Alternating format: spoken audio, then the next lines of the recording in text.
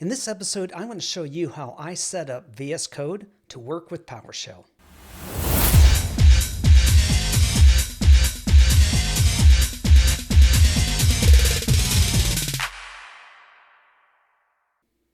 One of the exciting parts about my PowerShell classes is when I move the participants from the PowerShell IS to VS Code. When class starts, I already have VS Code installed for the participants, but I always get asked the question, how do I install VS Code and get it to work with PowerShell? Let's start by going to the download site for VS Code. You're going to find a link in the description. Here you can find the download for Windows, Linux, and Mac. The user install doesn't require any administrative rights, and it's going to install in your profile's local app data folder. Let's go ahead and download the user install.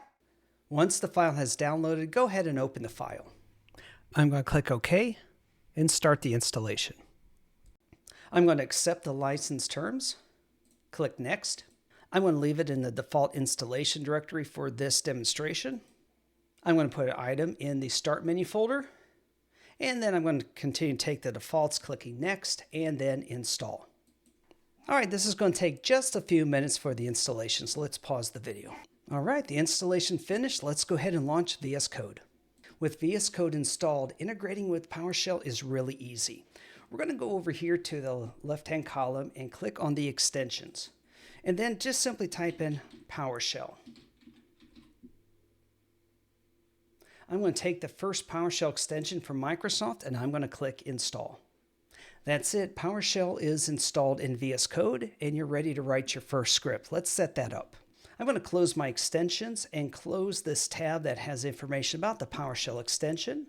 I'm going to go up to File, New Text File, select the language, and then I'm going to type in PowerShell. And now VS Code knows to interpret the file that I create as a PowerShell script, and it'll run it using the PowerShell engine. So why do I want to do this? Why don't I continue to use the PowerShell ISE?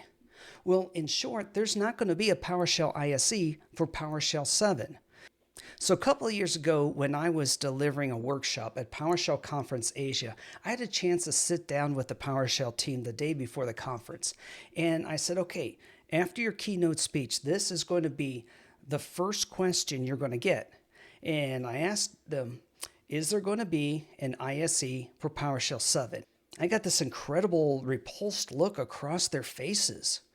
They said, no, why? I said, well, because everyone's used to it, it's easy, and it's made for PowerShell. And they said, no, there will not be a PowerShell ISE. That's why it's important that you switch to VS Code.